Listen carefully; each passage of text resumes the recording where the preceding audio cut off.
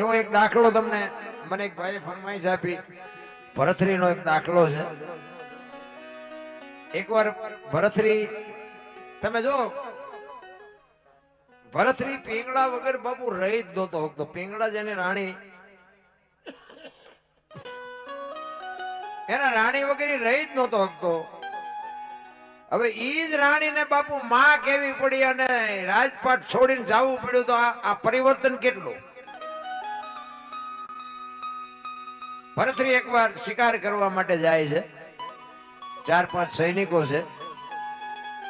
શિકાર કરીને આવતા હતા.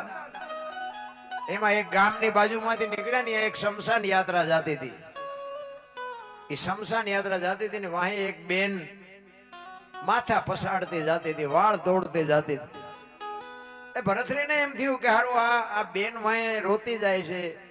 એનો દીકરો હશે, એનો ઘરવાળો હશે કે એનો કોણ હશે. અને શમશાનમાં છેક ઈ બાઈ ગઈ. એટલે ભરથરીને એમ થયું ખરું શમશાનમાં બૈરા નો જાય, આ બૈરું જાય છે, આપણે જોવું છે શું થાય છે. એક બાજુ ઘોડા લઈ અને ઉભા રહ્યા.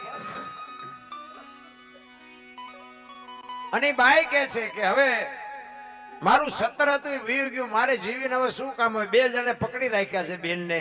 એ કે ભાઈ જે બનવાનું હતું એ બની ગયું. કે ના, મને મારા ધણી હારે સતી થવું છે, મારે મારા ધણી હારે મરી જવું છે. એ ચિતા ગોઠવી અને સબને ઉપર મૂકી અને આગ ચાંપી અને ભડ ભડ ભડ ભડ મંડ્યો હળગવાનું. બાપુ એ દીકરીએ જોંટ મારી અને નીકળી ગઈ. અને હળગતી અગ્નિમાં બાપુ એ દીકરી ચડી ગઈ. અને ભરથરી ઘોડા ઉપર બેઠો બેઠો જોવે છે અને આ બેન હળગતી ચિતામાં બાપુ એક ઉકારો ન કરે. અને એ જોવે એમ બાપુ ખાખ થઈ ગયો ભાઈ. અને કોક ત્યાંથી નીકળ્યું ને ભરથરીએ પૂછ્યું કે ભાઈ આ બેન ને શું થતું હતી ભાઈ જે ગુજરી ગયો એ. તો કે ઈ એનો ઘરવાળો હતો અને ઈ એના પત્ની હતી. એટલે ભરથરી વિચાર કરે કે હાલો આમને કેટલો પ્રેમ હશે. આ એક ધણી મરી ગયો અને જીવતી જાગતી બાપુ હળગતી અગ્નિમાં હોમાઈ ગઈ અને એક ઉંકારો ન કર્યો. આ પ્રેમ કેવો હશે.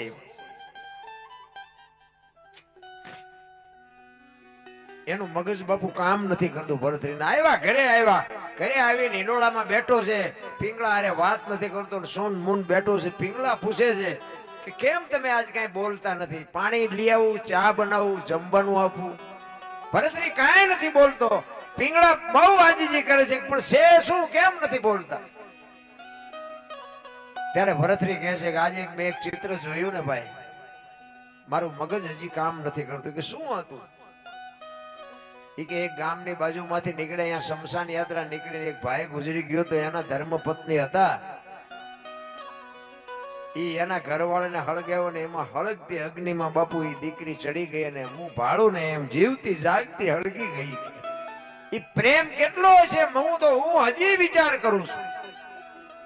ત્યારે પિંગળા પૂછે છે કે અગ્નિ આપી હતી કે ના હાથે પ્રગટી હતી? તો કે ઈ તો આપી હતી. કે તો એ 3જા નંબરનો પ્રેમ કહેવાય. એમાં ઈ કે પ્રેમ નો કહેવાય. ભરથરી વિચાર કરવા માંડ્યો કે આ 3જા નંબરનો પ્રેમ હોય તો 2જા નંબરનો કેવો હોય છે, 1લા નંબરનો કેવો હોય છે? તો કે આ 3જા નંબરનો કહેવાય. તો કે હા. તો કે 2જા નંબરનો કેવો હોય? ઈ કે ધણીનું માથું ખોળામાં લઈ અને હરિનું સ્મરણ કરે અને જમણા પગના અંગૂઠેથી એની હાથે અગ્નિ પ્રગટ થાય એને 2જા નંબરનો કહેવાય. અને 1લા નંબરનો પ્રેમ, તો કે 1લા નંબરનો પ્રેમ એને કહેવાય કે તમારો ધણી ગુજરી ગયો ઈ વાત કાનમાં પડે. ઈ કાનમાં પડ્યા પછી જો શ્વાસ લીધો હોય એ બારો નો નીકળે, જો બહાર લીધો હોય તો અંદર નો નીકળે, જીવ નીકળી જાય. અને 1લા નંબરનો કહેવાય.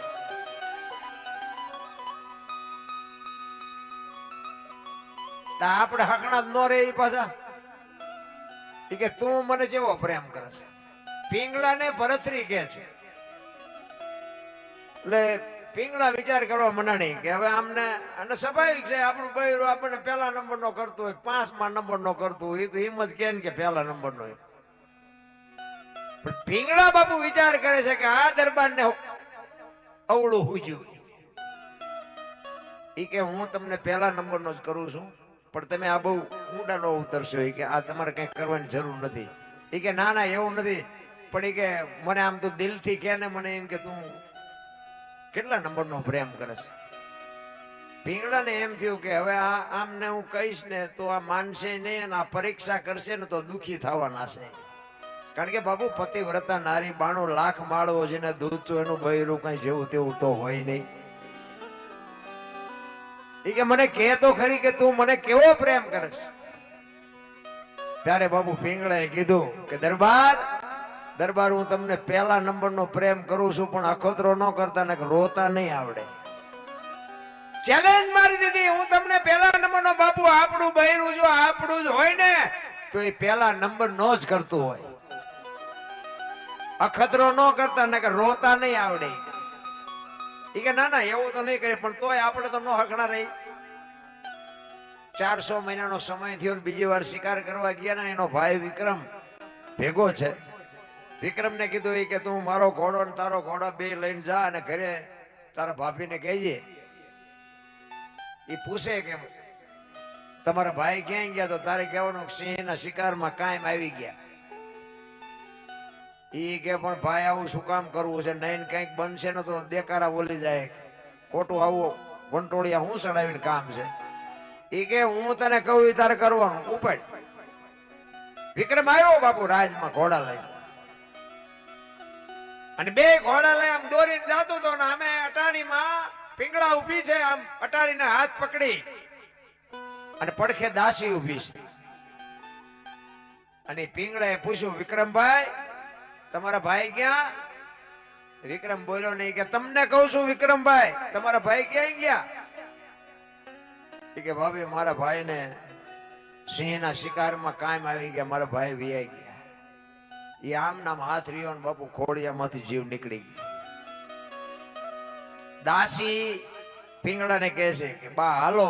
એ આમ બાવડું પકડ્યું ને તો પીંગળા પડી, દેકારો બોલી ગયો, પીંગળા તો ગુજરી ગઈ. ઘડીક થયું ભરથરી આવ્યો ને બધા માણસો મીડા ભેગા થવા કે ભારે કરી અને 92 લાખ માળવો ધણી એનું બૈરું ગુજરે પછી તો બાપુ દુનિયા મેદની ભેગી થાય. ભરથરી માથા પછાડે દેકારો મીડો કરવા, મને આવી ખબર નહોતી, મને આમ નહોતું, મને આમ નહોતું. દેકારા મીડા બોલવાના. આખી બાપુ ઉજ્જૈનમાં નગરીમાં બાપુ ખબર પડવા માંડી. ચારે બાજુથી કીડીયું ઘોડે માણા મીડું ઉભરાવા. ભરથરી બાપુ આમ તમે જોવો તો ધૂળમાં માથા પસાડે, વાળ તોડે, કપડા ફાડે, પીંગળા કરે. ગુરુ મહારાજ ને બોલાવ્યા. ગુરુ મહારાજ આવે, ગુરુ મહારાજ ના પગમાં માથા પસાડે. ગુરુ મહારાજ કાંઈક કરો, ગુરુ મહારાજ કાંઈક કરો. ભરથરીને કે પણ તમે જ આ ઊભું કર્યું છે, તમારે આ ચા કરવાની જરૂર હતી. હાથે કરીને આવા વંટોળિયા ચડાવો. અને આ આપણા ઘરમાં અમુક હાથે કરીને ન ચડાવતા, શાંતિથી જે ગાડું હાલતું હોય હાલવા દેતા હોય. તો અમે કઈક છીએ ધણીનું પદ મળે ને એટલે ઠેકડા જ મારતા હોય નકરા. પછી વંટોળિયા ચડે, પછી કે હવે અમારું કઈક હમું કરો. શું હમું કરે? તમે જ વંટોળિયા ચડાવ્યા, શું હમું કરવું આમાં? વાત કરતા વાર લાગે. ભરથરી રોવે છે, દેકારો કરે છે. શમશાન યાત્રા તૈયાર થઈને બધા નીકળ્યા. એમ કરતા કરતા બાપુ શમશાને પહોંચવા આવ્યા ને ભરથરી ગાંડો તૂર થઈ ગયો. પીંગળા કરે છે ને ગુરુ મહારાજ ની આંખમાંથી આહુડા પડવા માંડ્યા કે હવે હું કરું? એ કે બીજું બધું તો ઠીક છે, પણ આ ભરથરી જો પાગલ થઈ જાય છે ને તો 92 લાખ માળવો નો ધારો થઈ જાય, ધડી વગર નો થઈ જાય. હવે હું કરું? કરતા કરતા શમશાન ભૂમિમાં પહોંચ્યા. લાકડા ગોઠવા અને માથે બાપુ સબ મૂકવાની તૈયારી કરે, પણ ત્યાં તો તમે જોવો તો ગાંડો તૂર થયો ને ગુરુ મહારાજ બાપુ ચોથા રાસુએ રડી પડ્યા. કરે તારી ભલી દે તારી, આ જોવો તો ખરા થયું, એ મારે હવામાં શું કરવું? અને કુદરત ને કરવું ને એક ગોંદકાનો બાપુ આત્મો આમ જાતો તો ગુરુ મહારાજ ભજનના બળથી જોઈ ગયા. એમને જોયું કે આત્મો હારો નથી, પણ કે આ આત્મો નાખીને પીંગળાને બેઠી કરું તો ભરથરી તો ભાનમાં આવે. અને ઈ આત્માને પકડી અને પીંગળાના ખોળિયામાં નાખ્યો ને પીંગળાને બેઠી કરી અને ભરતરી રાજી રાજી થઈ ગયો. પણ ગુરુ મહારાજને બાપુ ચેન નથી પડતું. એ કે આત્મો હારો નથી, આ ગમે તારે 92 લાખ માળવાનું ખેદાન મેદાન કરવાની. પણ ભરતરીને બચાવવા માટે, ભરતરી પાગલ ન થઈ જાય એટલા માટે બાપુ એ આત્મો નાખ્યો.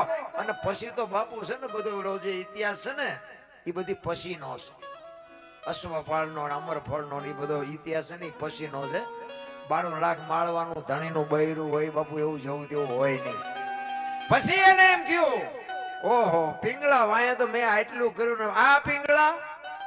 પણ ખરેખર હાચી પિંગળા તો મરી જ ગઈ હતી બાપુ. આ પિંગળા હાચી હતી જ નહીં. અને પછી એને નક્કી કરી લીધું કે હવે આપણે સાધુ થઈ જવું. ઈ ગુરુ ગોરખ પાસે જઈ, જાલંધર મહારાજ પાસે જઈ અને દીક્ષા લે.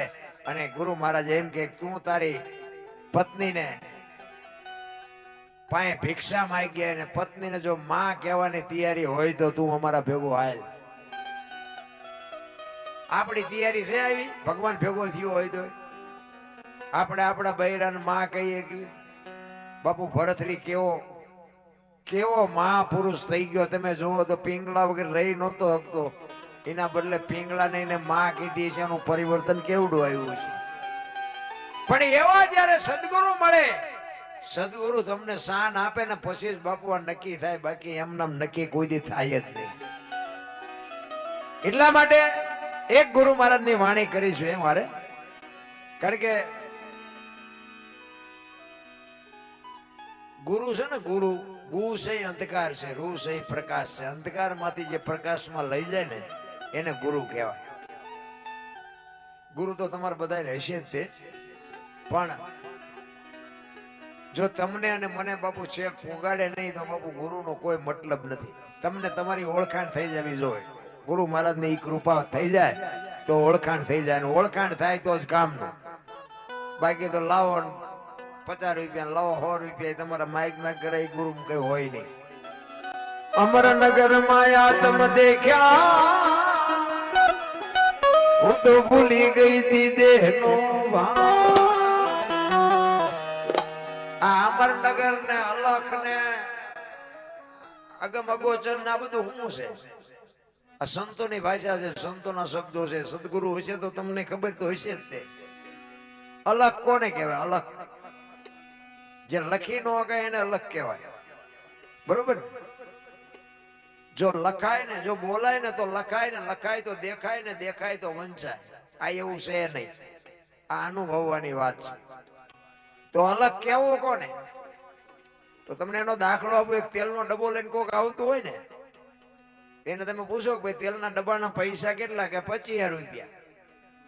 હવે ડબ્બાના 25 છે તેલના? તેલ કાઢી લ્યો ડબ્બાનું શું આવે? નકરા 25 આવે ને. પણ જો વાત ઉપર ધ્યાન આપજો, કિંમત તેલની છે, ડબ્બાની નથી. પણ કિંમત હોવા છતાંય બાપુ ડબ્બા વગર તેલ રહે નહીં.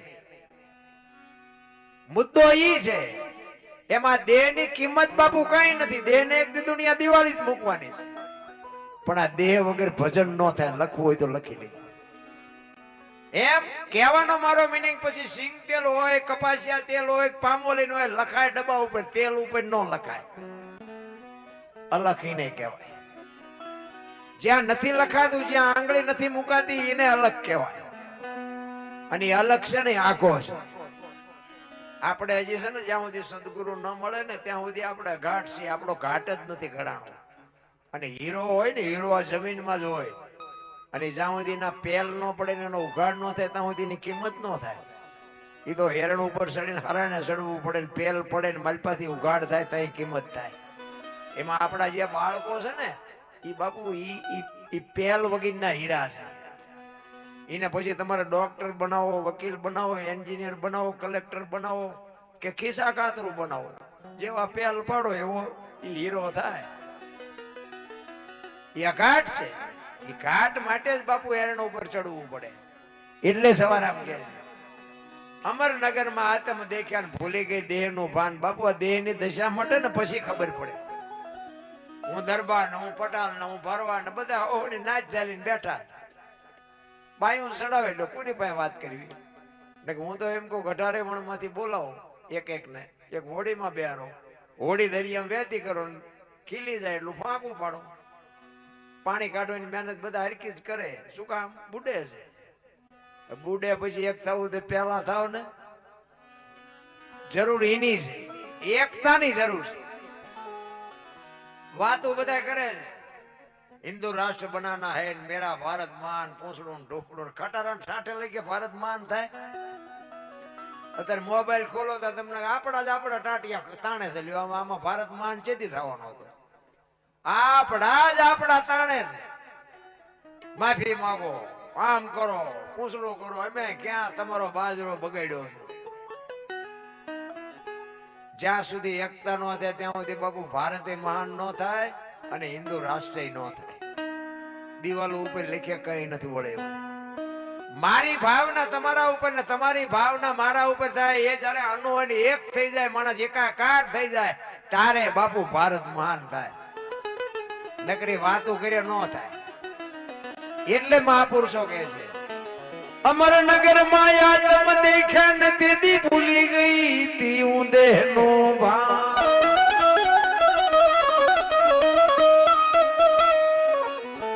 એ એવો નિર્ભેના તો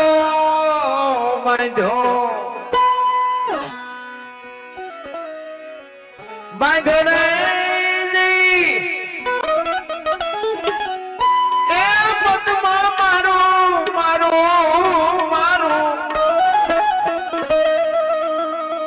મંડળું રે એવો ગુરુ કે મુખ્યાલો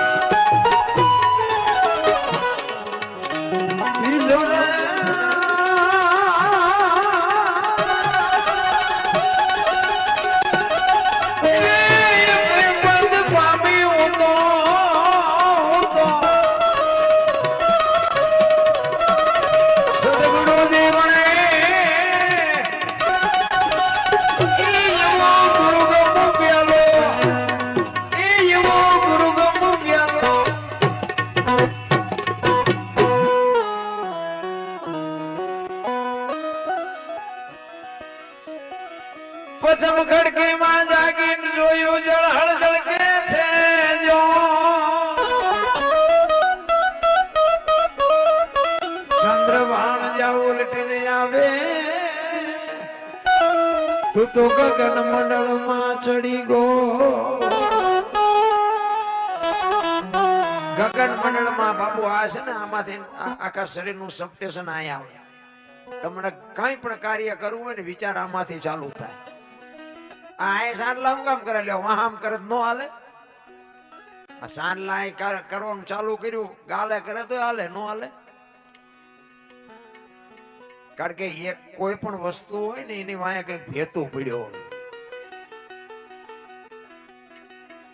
ઈશ્વરે તમારા મારા બાપુ અંદર દિવાલ પૂરી દીવો કરીને મોકલ્યા છે. એ દિવાલ ખૂટી રહે ને દીવો ઓલાઈ જાય પછી જય ભગવાન કોઈ પૂરવાનું નથી.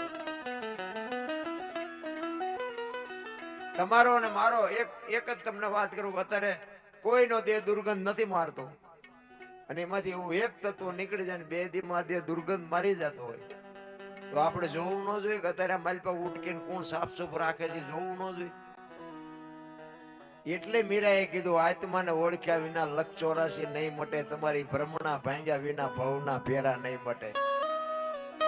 કોઈનો દેહ દુર્ગંધ નથી મારતો અને એક તત્વ નીકળી જાય અને દેહ દુર્ગંધ મારી જાય. બીજી વાત, પાણીમાં કોઈ પણ માણસ મરે, આપઘાત કરવા મરે તો તમે વિચાર કરજો, પાણીમાં ધૂબકો મારે ને એટલે તળીએ જ જાય, ગમે એટલી મહેનત કરે તો ઉપર ન રહે. અને જીવ નીકળી જાય ને પછી બાપુ પાણી નો હંગરે ઉપર આવતો રહે. વજન એટલો ને એટલો હોય તો ઉપર કેમ આવતો રહેતો હોય છે?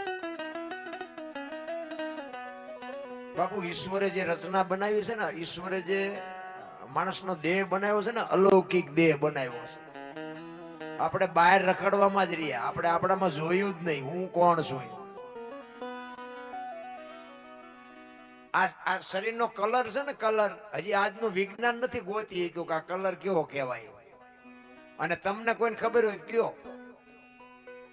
આ ધોરો કારો રાતો પીળો એકેય કલર હોય મને કયો? આજના વિજ્ઞાનમાં બાબુ હજી કોઈ પકડ્યો નથી કે આના આ કલર કહેવાય. ઈશ્વરે જે બનાવી છે ને રચના, એ તો મેન. તમે જુઓ, એક આંખથી જોવો તો એક જ દેખાય, બે આંખથી જોવો તો એક જ દેખાય. નથી ખબર આપણને ને કે આપણે હાઈવે માં હાલ્યા આવતા હોય બે આંખમાં બે ખટારા નો દેખાવા જોઈએ? પડે એમ લઈને ભટકાવી તો ખબર પડે કે એક જ હતો. જેવી રચના કેવી કરી છે. જો એક આંખ આમ બંધ રાખો ને તો એક જ દેખાય, બે આંખથી જુઓ તો એક જ દેખાય. આ બે કાન આપ્યા છે ને, તમે ગમે એ બોલે ને તો બે કાનમાં હરખું સંભળાય. ને કે આઈન પા વાતો કરતા હોય જુદી ને આઈન પા વાતો જુદી, બે કોથી અલગ અલગ નો સંભળાવી જો. કેવી રચના કરી છે. તમે ખાવ ગમે એવા કલર ની વસ્તુ ખાવ ને મારી પાસે લોહી લાલ જ બને. બોલો કેવી ફેક્ટરી છે મારી પાસે. પછી એવું નહીં કે દરબારનું રાતું, પટેલનું કાળું, ને ફલાણાનું પીળું, ને ઓલાનું લીલું ને એવું કઈ નહીં, બધાનું એક જ હરખું બને. અરે શું બાપુ, હાથ ધોઈ નાખ્યા. ઈશ્વરે જે દેહ બનાવ્યો ને એમાં હાથ ધોઈ નાખ્યા. બે વ્હીલ નું મોટરસાયકલ હોય, સાયકલ હોય, ઉભી રાખવી હોય ઘોડી ચડાવવી પડે ને. આ બે જ વ્હીલ નું છે, ઘોડી ચડાવવી પડે ગમે એવું પડે ને. જો એને જેવું બેલેન્સ કેવું બનાવ્યું. તો હજી આપણે હજી તો એમ કે ઈશ્વર હજી તો આપણે ભીખ જ માગ્યું છે કે હજી આ કઈક દે, હજી આ કઈક દે માગ. અરે શું ઈશ્વરે દેવામાં બાકી નથી રાખી ભલામણા. તમારો અને મારો બાપુ આ એક ચાવી ભરીને રમકડું મોકલું, ચાવી ખૂટી રહે રમકડું ઉભું રહી જાય ને એમ જ બસ આ દુનિયા છે, કઈ છે નહીં. રામ જેટલું જીવાય એટલું આનંદ કરો, મોજ કરો. કોકને ઉપયોગ થાવ અને ઉપયોગ ન થાવ કઈ નહીં, નડો નહીં.